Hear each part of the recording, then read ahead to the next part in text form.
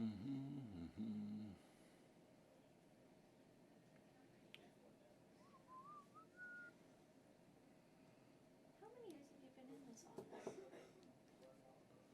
live. Hi there, Facebook. It's Peter Mansbridge here in Toronto, ready to take some of your questions. We're kind of designing this because this is, they tell me, the last week I'm here. I'm retiring on July 1st. And so we wanted to try and work in a couple of Facebook Lives this week to give you the opportunity to ask any questions you might have about me, about my career, about my last week, whatever you wish. Tonight, if you watch, occasionally I do the Facebook Lives out of the national set during the program, during commercial breaks in the program. Today we're in my office here on the 4th floor of the Canadian Broadcasting Centre in Toronto. This is where the main newsroom is. And it's kind of empty in here now because I've been packing up for the last few weeks, but still a great office, and has felt like home for me for a long time. So let's get to your questions. Maybe Veronica. Starting with Is Jessica Schaefer or Veronica Balesta? Britos. let's start with Emmett Lecomte. Okay. The first one on my list here. He's from Strathroy, Ontario. It's just down the road from me in Stratford. Strathroy, great hockey town. There's a couple of hockey NHL players from Strathroy, if I remember correctly. Do you think you and I, we were born the same year, will live long enough to see the Leafs win the Stanley Cup? Yes, we will. And I have no problem saying that will occur in the next 5 years. I've never been wrong on the Leafs. Jessica Schaefer asks, Mr. Mansbridge, you can call me Peter or Jessica. Once you've retired from the National, will you watch it as part of your nightly news source? Absolutely, of course. You can't have been a part of this for 50 years like I have been, and suddenly turn it off. I'm addicted. I'm hooked, and I'm especially excited to watch the new National. It won't start till October. The next few months are going to be pretty much the same as they've been while I've been anchoring, but without me in the anchor chair. Is that water still around anywhere? Anyway, I will definitely watch it, and it's going to be exciting when the new program starts in the fall, because they're going to be trying a few different things without losing the core of what the program stands for, and without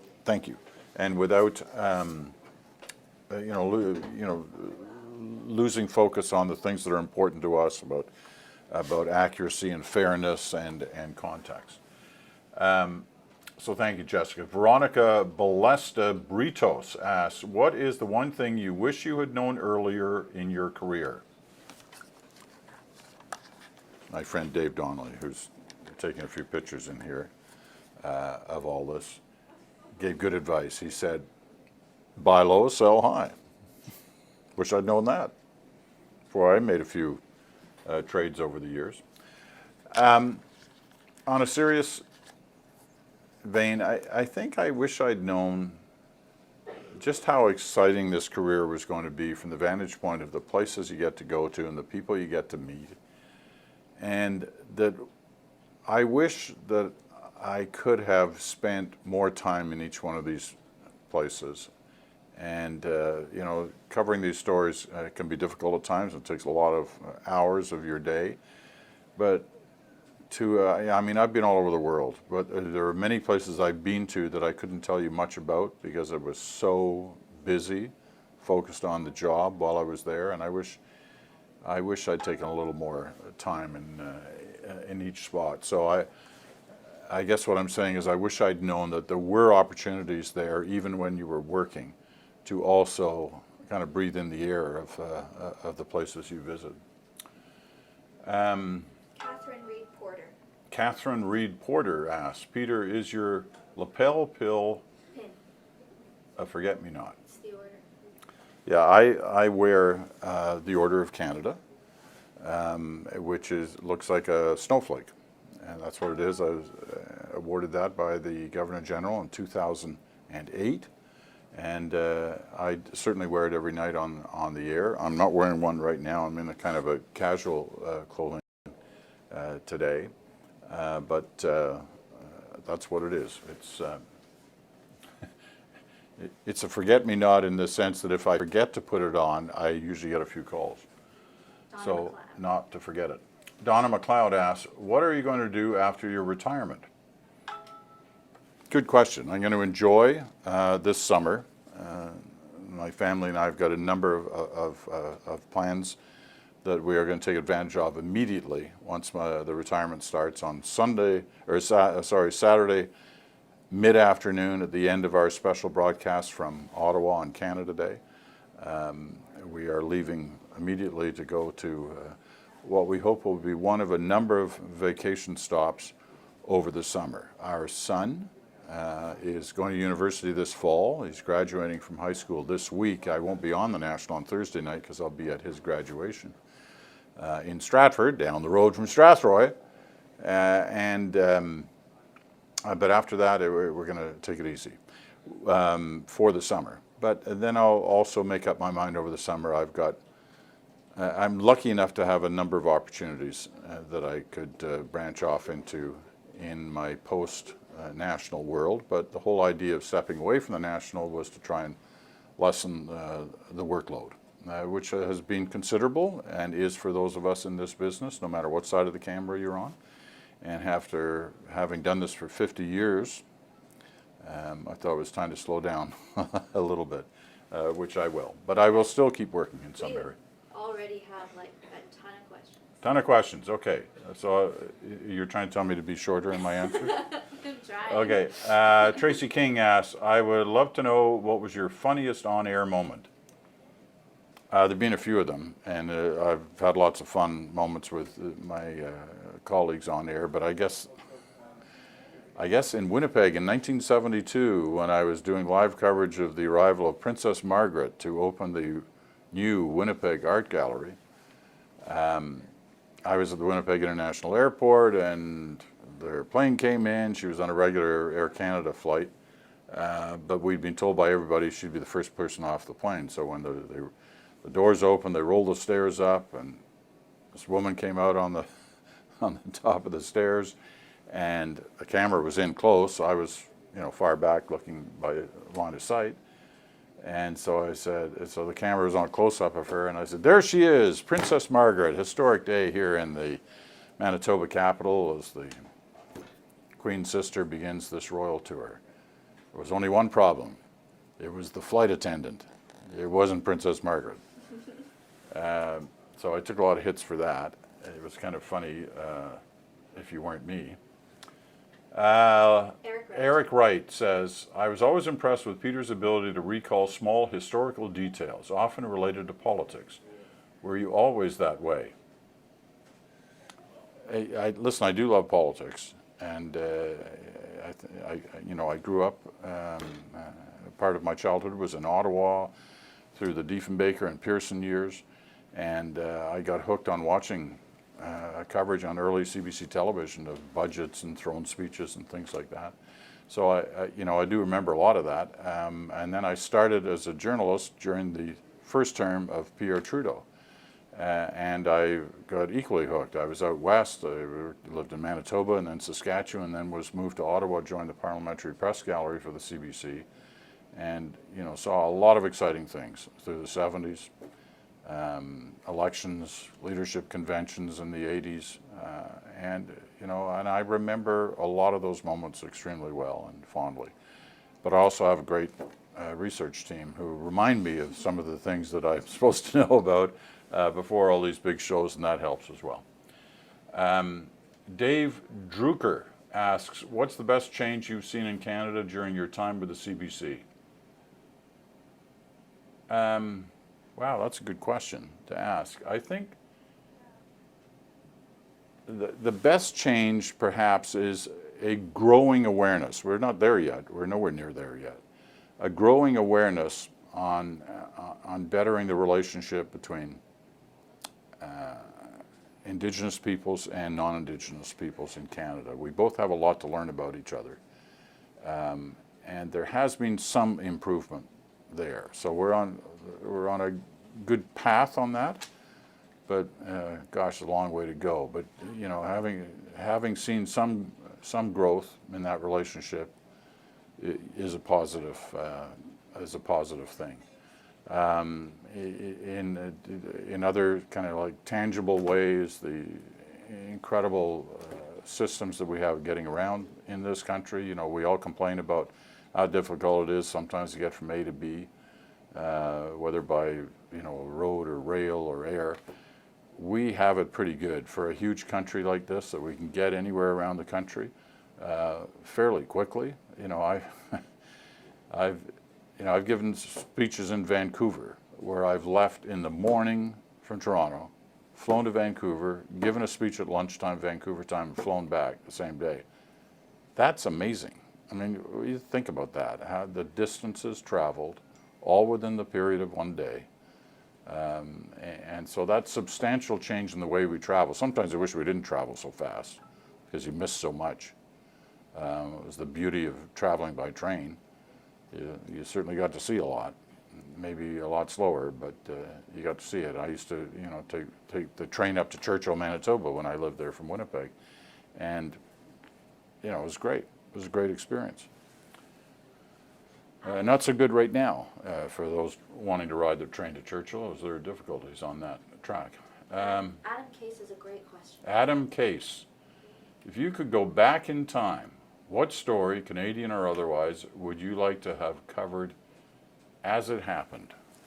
Wow, that is a good question, and there's you know, so many of them. I mean, if you've watched any part of my career, you know I enjoy talking about and reviewing and trying to relive some of Canada's military victories and defeats, disasters. Dieppe, some would argue Afghanistan, the problems we had there.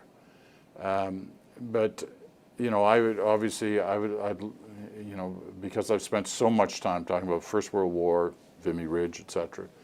Second World War, Normandy, Dieppe, the air battles over Northwest Europe by young Canadian pilots.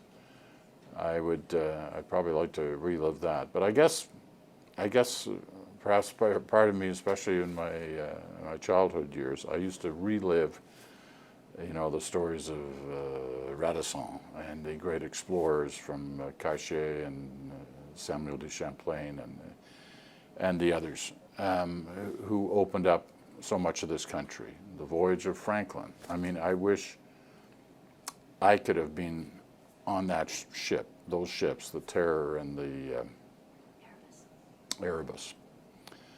You know, nobody survived that, but I wish I'd been there so I'd know with certainty now what exactly happened and why it happened and what they were aware of. They were so close to discovering the Northwest Passage, you could argue that they in fact did discover the Northwest Passage, but they never made it out to say that. So I'd probably like any one of those. I know I've given you a bunch, but Ted Paul asks the question everyone asks.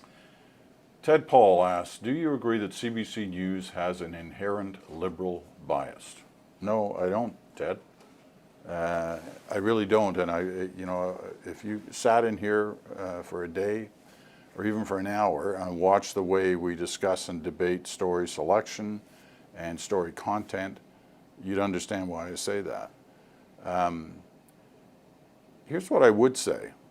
You know, I just don't believe this political bias stuff. I never have, and I've seen, you know, just too many good discussions around here to accept that in any way.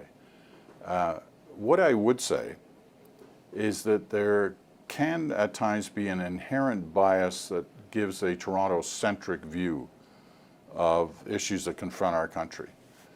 And it's something that that we struggle here against. I mean, I remember when I started my career, first 10 years in Western Canada, I used to thought, oh, those people in Toronto, man, they have no understanding of what it's like here on the prairies.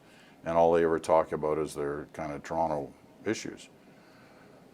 Now, I don't think that's entirely fair, but I do think it can be an inherent bias simply by the fact that some of the main players, not just of the CBC, but in the national media, live in, the proximity of downtown Toronto. And so therefore they're affected, they and their families are affected. Everything from, Toronto transit system, the Toronto healthcare, Toronto schools, Toronto sewers, the condition of Toronto roads, and they're always thinking that stuff. And sometimes they tend to apply Toronto standards to their thinking behind the coverage of stories outside of the city. So I think that is a legitimate area to talk about.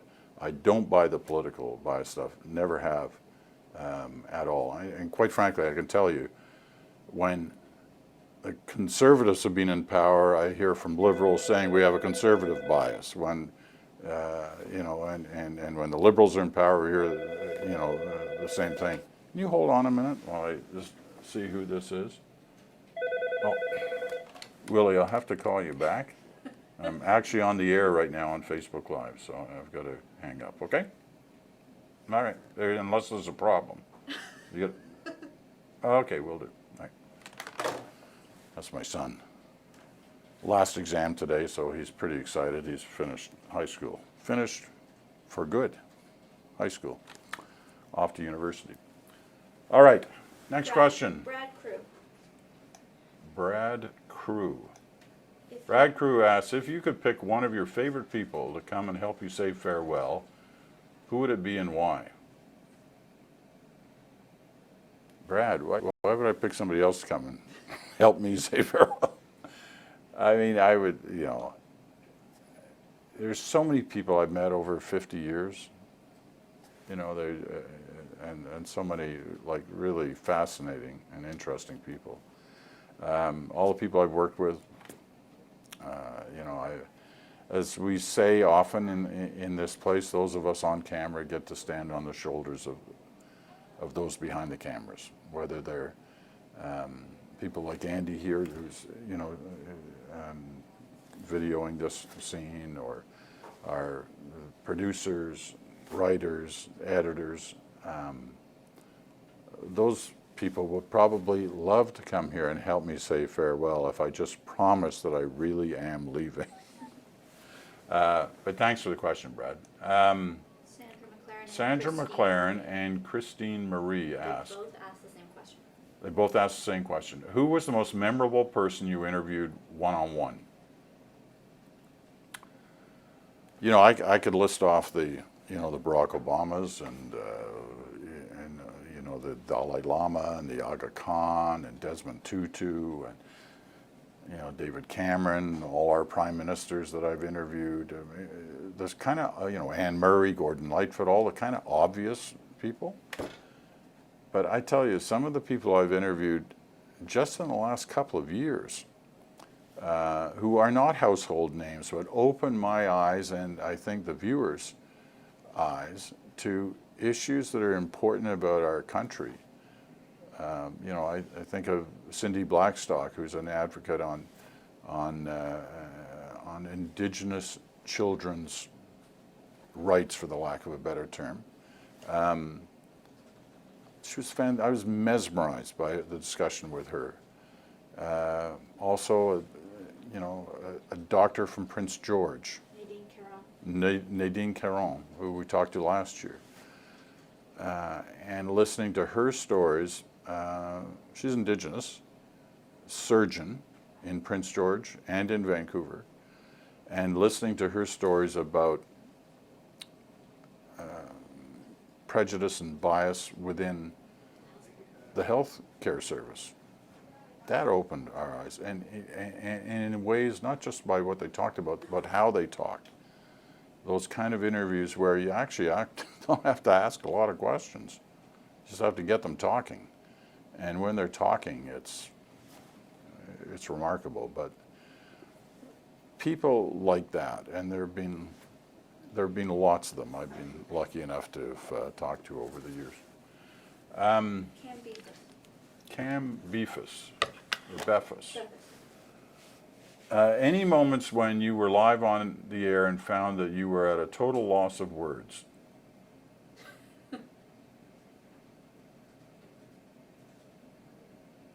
There, you just saw it, Cam. It was a total loss for words. It's usually moments, I really believe that people like me talk too much on air, especially when we're covering big events, that there are moments you can just shut up. Let the pictures and the natural sound of that moment have an impact on on those who are watching. And so I force myself sometimes not to talk. Other times that are deeply emotional, when you can't say anything, and perhaps you probably shouldn't, because the scene that you're witnessing is emotional. Those moments don't happen a lot, but they do happen, and I don't think there's any harm in being quiet occasionally, and you don't have to fill every second. So we look for those opportunities, or we try to. Ian Streamer asks, in all of your years of journalism, is there one story or event that has either made you feel that has made you feel? Yeah, that has made you feel even more Canadian? Yeah, there is actually. I'll tell you the one that made me feel most Canadian. I won't go into all the background of it, but at Vimy Ridge, site of the Canadian battle in 1917, 100 years ago. Part of the military strategy for Canada and for the enemy as well, quite frankly, were tunnels, so they could move troops back and forth without them being under fire above ground. And I got into one of these old tunnels, I guess it was about 2 years ago, that hadn't been open in 90 years.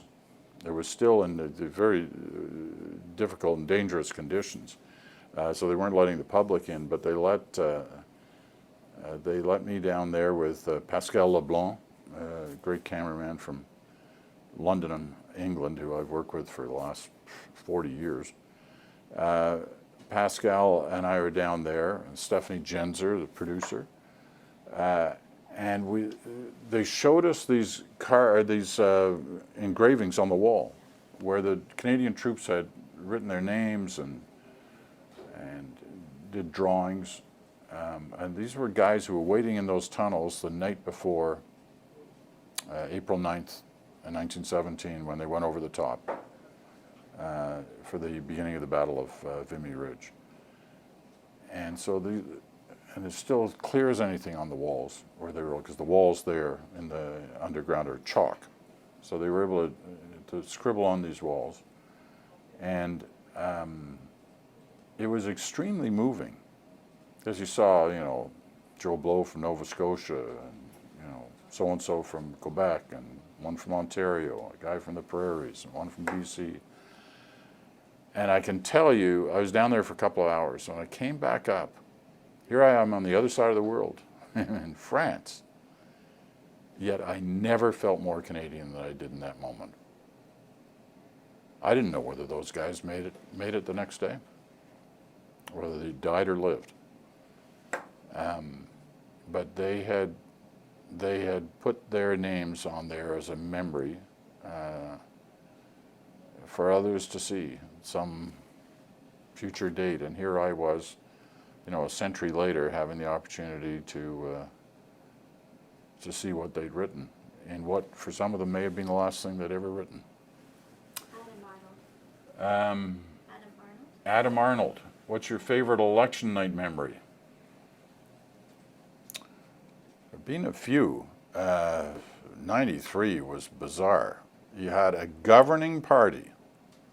At that time, for the election campaign, Kim Campbell was the Prime Minister and leader of the Progressive Conservative Party, but it had been Brian Mulroney's second term. So they had a majority government. They call an election and they were wiped out, down to 2 seats. It was the birth of, in many ways, the birth of the Reform Party, a lot of seats that night. They'd had seats before, but nothing like that.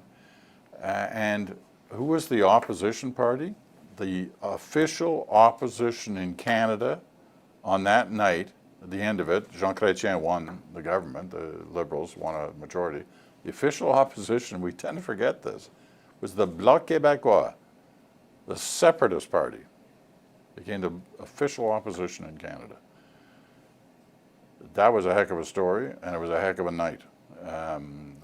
There've been other great election night stories, but really, when you think of it, how do you beat that? Who would have believed that if you'd written it?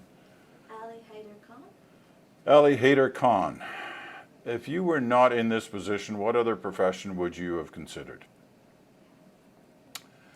Well, I was going to be a rock star. In fact, just before we signed on here, I was singing some country songs because I'm wearing my favorite jacket that's kind of country. On the Wings of a Snow White Dove. Have you heard that before? Would you like me to sing that? No, in fact, you wouldn't. I'm not sure what I would have done. I thought of a lot of things when I was growing up. My parents wanted me to be a doctor or a lawyer, but that was pretty clear fairly early in high school that wasn't going to happen. I wanted to be an underwater archaeologist. That's what I thought of. I've always thought of that. Still do. But instead, I ended up loading bags on airplanes in Churchill, Manitoba, and somebody heard my voice, and bingo, here I am. Kind of leads into your next question. Next question. Dehan Mia asks, have you ever felt that having only completed high school has set you back in any way? Well, Dehan, actually, I didn't finish high school. I didn't quite get that far. And it did, listen, I wish I had, and I know I'd be a more rounded person if I had and had gone on to university. So I've often thought about that and wondered what would have happened if I had. And I don't know the answer to that other than I wish I'd done better and applied myself better at school when I was going to high school in the 1960s, and then hopefully I would have gone on to university. The irony now is I'm the chancellor of a university in Sackville, New Brunswick, the great Mount Allison. I'm the chancellor there for another, till the end of this year. I've been chancellor there for 8 years. So that's kind of ironic. I've had 13 honorary doctorates from universities right across the country. I've been deeply honored by that. Just in the last couple of weeks, University of Calgary, McMaster University in Hamilton, and last week the University of Toronto. I keep wondering if, can you trade in 13 honoraries for one real one? But nobody's sort of offered to do that for me. Trisha Berta asks, in all the years you've been doing this, are there any regrets? I have one major regret, but I don't tend, to look back and wish I'd done something differently. I realize we live in an imperfect world, and those of us who work are rarely perfect in what they do. So could I have done things better, and do I regret that? I could have done things better. I'm sure I could have. But I don't regret those experiences. Here's what I do regret. I regret that I'm still only proficient in one language, English. And that I wish, especially in this country, where so many languages flourish, and we have 2 official languages, that I at least knew 2. I've tried, but I obviously haven't tried hard enough because I'm still only proficient in one. And I regret that, and I think it's unfortunate that somebody in my position should not have that ability to speak. As I was telling a reporter from La Presse the other day, who was interviewing me, that I can remember at one of the constitutional conferences I covered, and I think it was Meech Lake, but I can't remember for sure. It was in Ottawa. It was in the old railway station downtown that was being converted into a convention center. And they'd been meeting all day, and the premiers came out, and they'd scrum, and reporters would ask lots of questions. And then Robert Bourassa, the Quebec premier, came out, and he was always a very popular scrum. The French media, the Quebec media were all over him. And they were all asking questions in French, and he was answering in French, obviously. And then suddenly he saw me in the back of the group of reporters, and he stopped. And he said, "Peter, you must have a question." In English, he said that.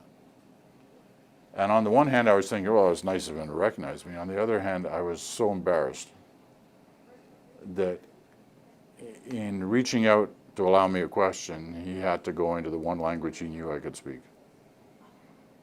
So that, it did inspire me to try again, but I've never been fluent enough yet to be able to speak easily in the second language. If I could speak any of the indigenous languages, I'd be equally as proud.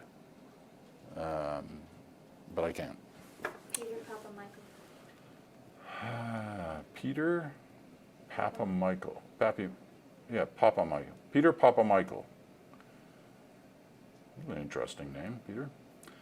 Asks, what event do you still have difficulty believing actually happened? Tomorrow I'm hosting a special ceremony we're going to have here where we have the CBC News Hall of Fame. And we just started a couple of years ago, long overdue, but Jennifer Maguire, the head of news here, started it. And we have a special area on this floor where the Hall of Fame. And Knowlton Nash is there. Joe Schlesinger is there in the Hall of Fame. And tomorrow we induct Barbara Frum, the great Barbara Frum. 25 years ago now, when we lost Barbara. Quarter of a century ago, seems in some ways like yesterday. Anyway, what I'm going to say tomorrow when we begin that ceremony is I remember when I started doing the National in the early 80s, filling in for Knowlton occasionally, and then eventually taking over the job. I can remember each night when I'd go in to makeup at 6:45 in the evening. I'd pass Barbara's dressing room, and she'd always ask me to come in, sit down, and talk to her. She was wonderful that way in the sense she wanted to hear everybody's opinions about the issues that were going on in the day. And in those late 80s, there were lots of stories about South Africa and the troubles in South Africa, and the story of Nelson Mandela, who hadn't been seen in whatever it was at that point, 25 years. And we sat there, because he was in jail. He'd been jailed as a terrorist. We sat there on more than a few nights wondering, will we ever see Nelson Mandela? Because nobody had any idea what he looked like anymore. They're just these old black and white films from when he had been on trial. And we both agreed nothing will ever change in South Africa, and we'll never see Nelson Mandela. Well, we were wrong. So when you ask about change and what surprises me now, there have been lots of different things. That may be one of the biggest. How about your bracelet? Oh yeah, I was at the Mandela funeral in Johannesburg a few years ago. 3 years ago now, I guess it was. 2013, almost 4 years ago. And I bought this that day at his funeral. It's a silver bracelet with numbers on it. Can you see those, Andy? Yep. 46664. people ask me, what does that stand for? It stands for Prisoner 466, 1964. That's a replica of the bracelet that Nelson Mandela wore when he was a prisoner on Robben Island. He was prisoner 466 from 1964. And I bought that then. I've worn it ever since. I've never taken it off. You know, he was a remarkable man. And on that day they buried him, they had him in not an open casket, but a casket that you could see through the top. And I walked up to where he was, and that was my last glimpse of him was on that day. We have enough questions to last us till 9 p.m. So. Okay. Well, will you do me a favor? Will you send a note to Adrian and tell her that I'm going to have to Bump her.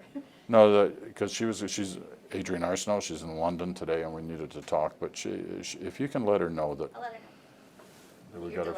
that we're delayed, and we'll sort it out. Christopher Tyndall. Christopher Tyndall asks, if any two Canadian politicians in history could have a debate, which two would you like to see, and who would win?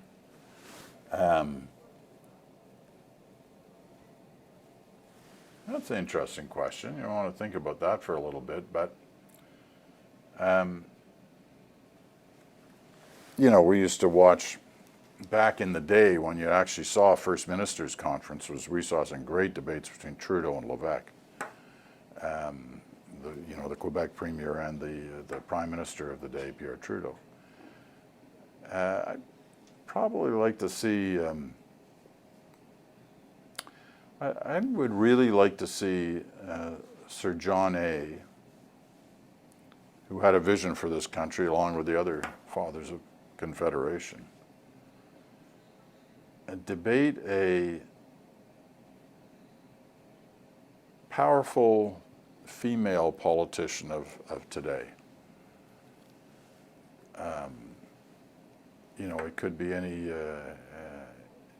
number of the ones we know. Could be Kathleen Wynne in Ontario. Could be Christy Clark in BC. It could be the Premier of Alberta, Rachel Notley. Or any number of different prominent female cabinet ministers in Ottawa right now. Jane Philpott, the Minister of Health. Chrystia Freeland, the Foreign Affairs Minister. I'd like to see them debate the vision, about the vision he had hoped for, Macdonald, and the country we have now, the role of women in 1867, and why we're better for how we are today. I think that could be a fascinating discussion about our country. But I'm sure if you give me another few minutes, I'm sure I could think of more. Jean-Paul Bedard. Jean-Paul Bedard. When have you really had to hold your tongue in an interview?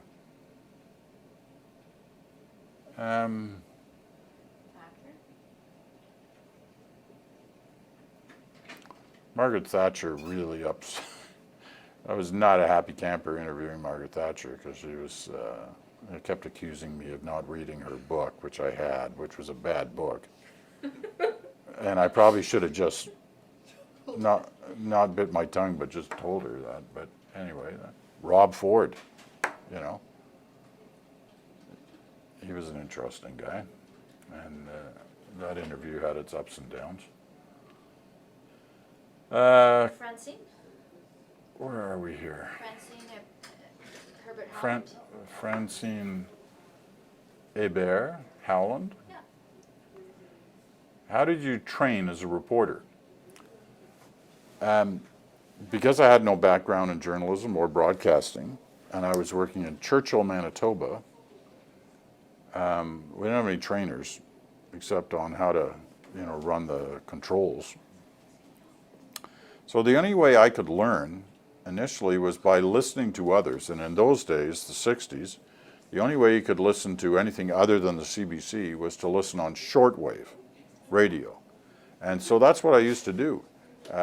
Listen to various English language broadcasts on shortwave and listen to the way anchors read, reporters wrote and asked questions, and how they, used their abilities to turn the raw data into stories. I mean, literally, that's the way I had to do it. I can remember nights where I would sit on the floor in the radio station in Churchill listening to the shortwave, all on, on my own time. When I moved from Churchill to Winnipeg, got it, into the regular CBC system, at the CBC station in Winnipeg, then I started getting the opportunity to go on real courses and learn from other journalists who were further advanced, obviously, than I was. Many of them had got their early training in print, newspapers, and I had to work really hard to gain their respect because they figured this guy knows nothing. He's come from nowhere, and what, suddenly he's sitting here in our newsroom. And I worked extremely hard to gain their respect, and then the CBC got me involved in a variety of courses that they have and still have today to encourage better storytelling, better writing, better editing within the system. And we've all benefited extremely from that. Sean David Lebon. Did you send that note to Adrian? I sent Adrian a note. Okay.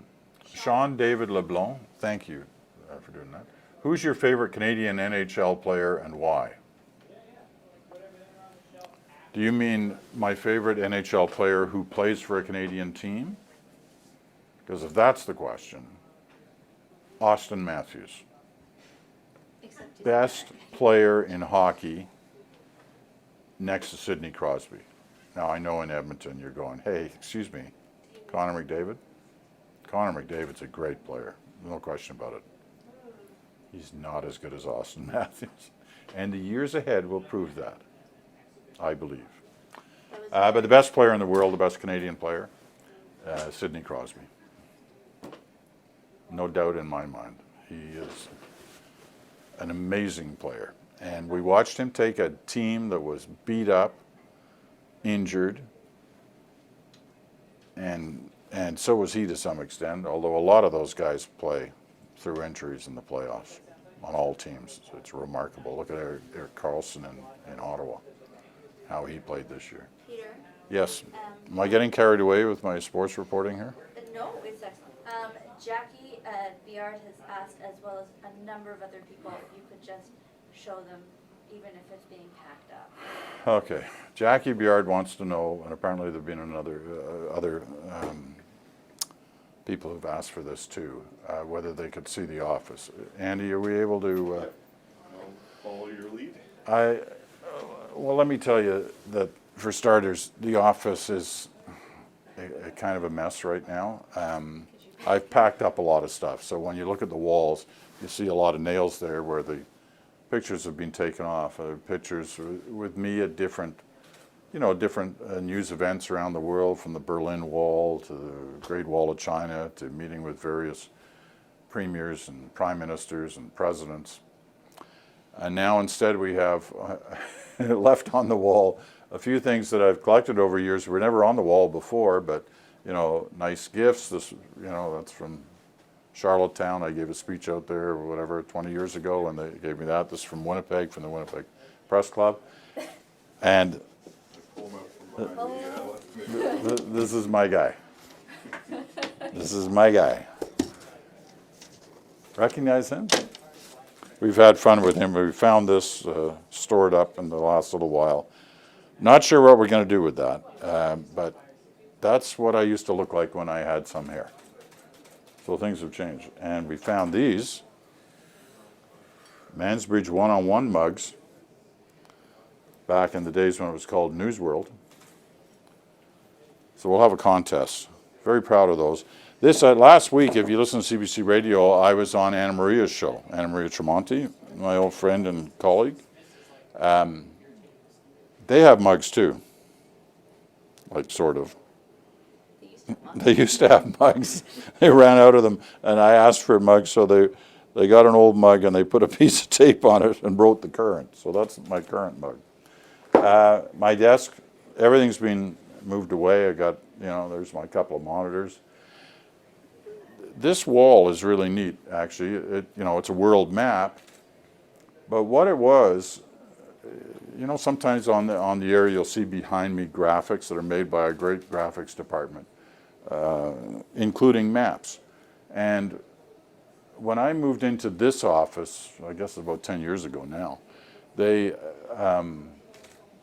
said, "What would you like on the wall?" I said, "Can I get a world map?" And they said, "Well, we can't afford a world map that big."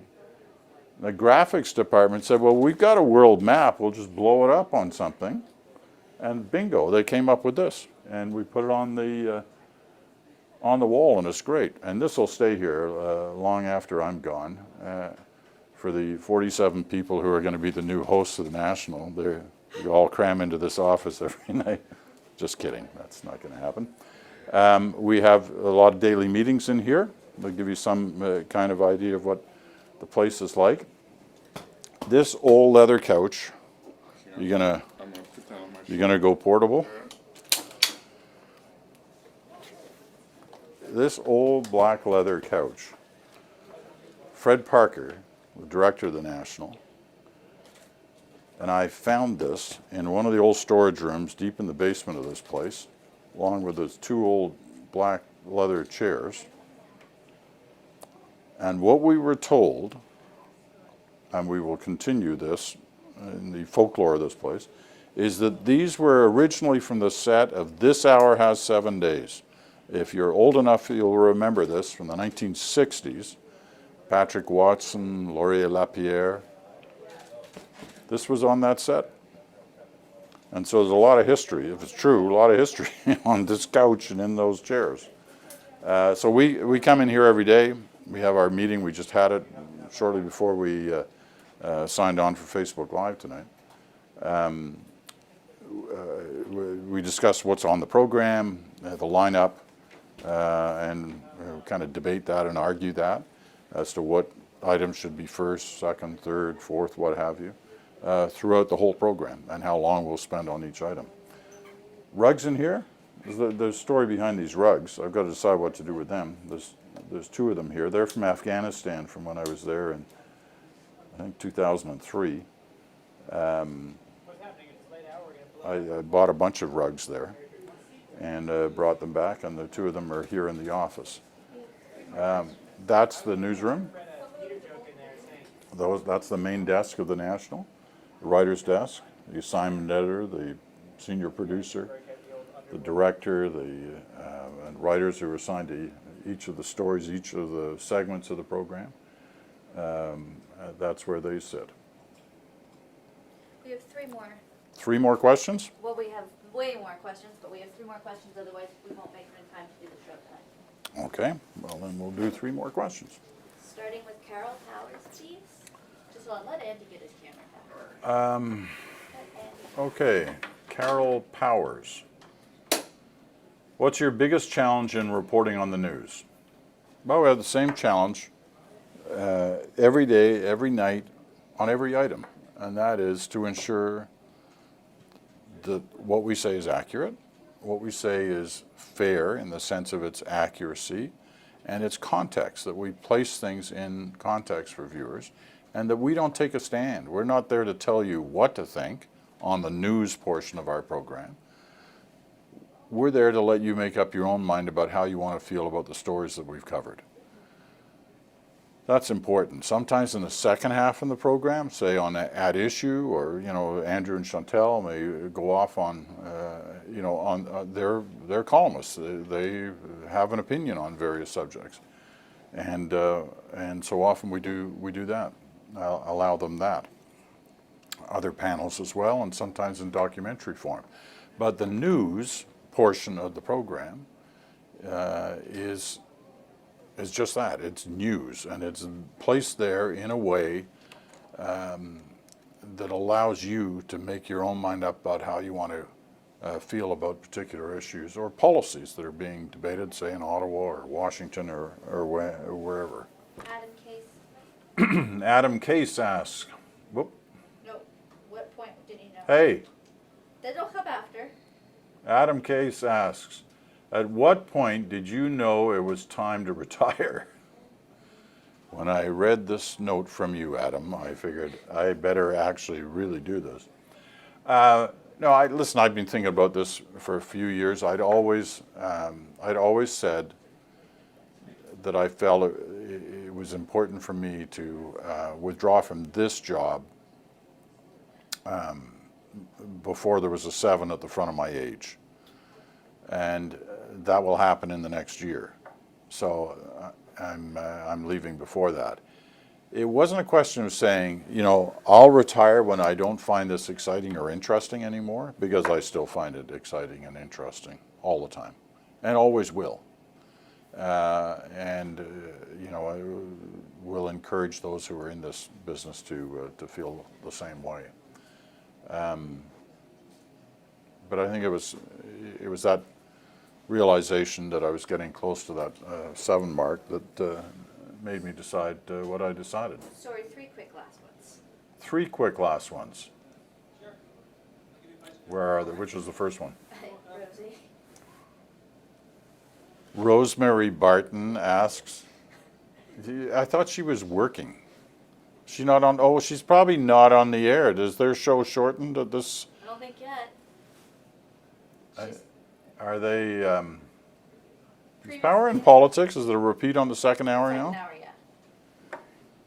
So she's sneaking in and watching. That's good. It's good for you, Rosie. You know what to be watching. Rosemary Barton asks, would you like to join the Power panel on Power in Politics? Ooh, too late to ask that. Yeah, now you ask. I've only been asking for that ever since they started the Power panel. Instead, you get all these men and women who know so much More that than you. more than me, that you don't allow me on. I'd love to join the Power panel, especially. You pay? You pay? Jason Vermiller. Jason Vermiller. Did Knowlton Nash have any sage advice when you took over? He sure did. He gave me lots of advice, but the main advice was, which I will share with those who take over from me, is that you're never, when you're in this job, you're always on the job. You're always seen to be on the job. You become in many ways, the face of the network, and therefore whether you're sitting in the studio or standing in the studio and on air, or whether you're sitting at a lunch or you're out for dinner with your family, you're still seen as that CBC person, and so you gotta judge your behavior accordingly, and and act accordingly because of that, and that took some time getting used to, but it's true. The other main piece of advice he gave, and I still have the note. He left me a note on my desk the night I first took over from him. And it was basically, recognize the fact that you're working with a great team, like the people I showed you out there, and trust them. And he was right. All these years later, you got to be on your guard always for the things you're doing and the things you're saying, but you've got an incredible support staff around you, and I've certainly benefited from that over a long period of time. Jennifer Best Almeida. Jennifer Best Almeida, will we ever learn your real thoughts on political leaders and who you vote for? No, you won't. And I don't think really there's any need for that. Because my thoughts on whether it's people or policies will immediately color your view of anything I do on that person or that policy. And you got to understand, those of us who are in these jobs, you know, you separate your own as much as you can, and on some things you can't, but it's easy on policy and politicians and voting. You separate your own feelings from the journalism that you're expected to do. And you make your judgments and you make your decisions about your journalism based from an area of neutrality, if you wish. You are doing your best to convey the story in a way that is not judgmental on anybody, but you're laying out the facts to allow others to be judgmental on how they see things. That's not always easy, especially when you get around to stories where it can be almost automatic to make judgments about what's right and what's wrong, and in those cases you sometimes do, but it's not in politics. This is the last question, Peter. This is the last question? There's also been, Peter, before you do that one, Yeah. there have been an incredible amount of kind comments about how much you'll be missed. If you wanted Oh. to say thank you. All right. Apparently many of you have been sending messages of very nice messages about what I've meant to you over the years and the quality of the programming that we do. And I can tell you that, obviously I'm very moved by that and have been incredibly honored to have played a role in some ways in your lives. And that's something that I've had to get used to hearing a lot about in the last year since I announced that I'd be leaving on July 1st. I've had people stop me in airports and on streets, people yell out of cars at me in cities right across the country. And I've been to many in the last year for a variety of different reasons. And they all talk in that same fashion about what we've meant to them growing up and what specifically I've meant to them, because I'm kind of the face of the program. And that's humbling for somebody to hear. And I recognize why many of you say it, because it's not just about me, it's about you. It's about the lives you've lived for the last 30 or so years that I've been doing this, that I've been a part of your life in this kind of strange way that television is a part of people's lives. That, I've been there, whether even with the sound off, I'm sort of there at night. and that in some ways, for some, that's been comforting. And to hear that is extremely humbling, and I appreciate it very much. But I do also recognize that it's something that's continuous in your life that you are happy for, and it will take some adjustment when new people take over. But they will, and life will go on, and you will become accustomed to them very quickly, and so will I in becoming accustomed to, for me, a new way of life.